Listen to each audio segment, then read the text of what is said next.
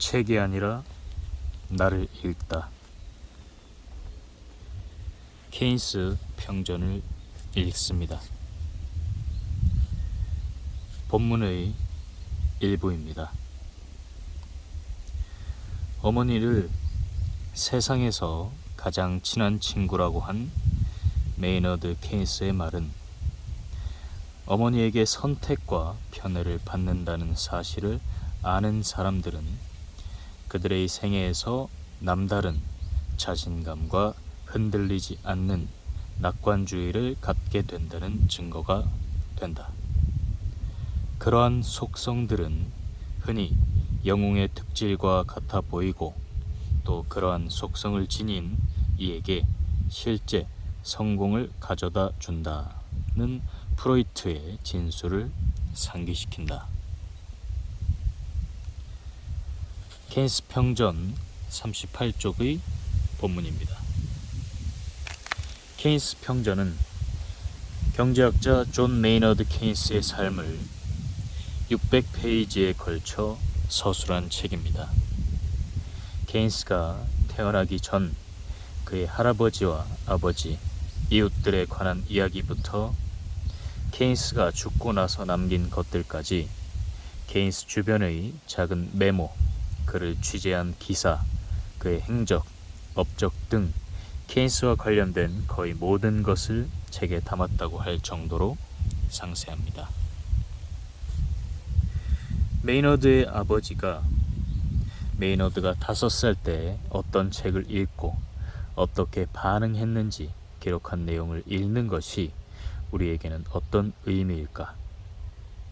존 메이너드 케인스라는 사람의 일대기를 읽어서 어디에 써먹을 건가?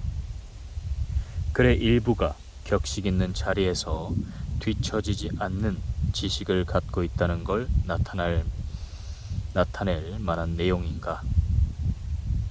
안주거리 중 하나로 술자리에서 질겅거릴 수 있는 내용인가? 케인스 평전은 단기 투자 수익을 올리는 데 도움되지 않습니다. 사업의 매출을 올리는 데도 도움되지 않고 다수가 아는 이야기를 나누며 공감대를 형성하는 목적으로도 쓰일 일이 없습니다. 케인스 평전만 그런 건 아니고 어떻게 보면 인문 고전 대부분이 하루 이틀을 사는 우리에게 효용이 적은 뜬구름 잡는 이야기, 남의 삶, 나와 동떨어진 업적, 흔한 교훈에 그칠지도 모릅니다.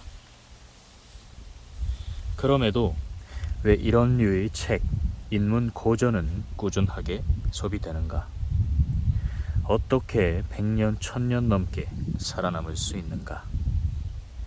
우리는 보통 책을 통해 무엇을 얻는다는 착각에 빠져 있습니다. 지식이나 지혜를, 경험을 얻을 수 있을 거라는 희망에 흥미로운 이야깃거리를 접한다는 기대감으로 책을 택하고 읽습니다. 책을 상대할 때 책이 담고 있는 내용에만 집중하지 책을 읽는 나에 관해서는 거의 고려하지 않습니다. 투자를 잘하는 사람과 못하는 사람의 차이는 투자하는 나를 알고 투자처를 아는가, 투자처만 아는가에 달렸습니다. 투자를 못하는 사람은 투자처만 평가합니다. 투자를 하는 자신을 평가하지는 않고 투자처에 투자하면 돈이 되겠는가만 평가하거나 단순히 듣고 투자합니다. 두 사람이 같은 A라는 곳에 투자하고 그럼에도 다른 결과를 내는 건 A라는 투자처의 문제가 아니라 투자하는 사람의 문제입니다. 한 사람은 A에 투자하는 자신의 그릇, 역량, 방향, 투자처와의 상관관계를 알고 다른 사람은 A에 투자하는 자신의 그것들을 모릅니다. 책도 그렇습니다. 책을 읽는 결과가 투자와 같이 승패로 나오는 것은 아니나 책을 읽는 과정에 느끼는 감정과 배움의 깊이에는 차이가 존재합니다. 감정과 깊이의 차이를 가르는 것은 책이 아니라 책을 대하는 나입니다. 겉에서 보면 누군가 살아온 내용을 적어둔 것에 불과하지만 그 책을 읽는 내가 삶에서 지향하는 바가 명확하다면 책에 담긴 삶의 나닷 하나하나는 드라마틱한 감동이며 지침이 됩니다. 조금 과장하자면 어떤 책을 읽건 그렇습니다. 책을 읽는 행위는 사실 나를 읽는 행위에 가깝고 그것은 인문 고전이 지닌 특성으로 극대화됩니다. 누군가의 삶을 조명하며 나의 삶에 투영합니다.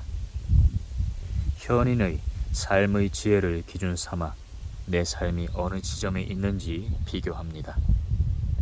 하루 이틀을 사는 나에게 도움되지 않을지라도 1년, 2년을 사는 나에게는 도움되며 10년이면 과거 나의 시야가 향했던 미래로 나를 데려다주는 힘을 책이 지니고 있습니다.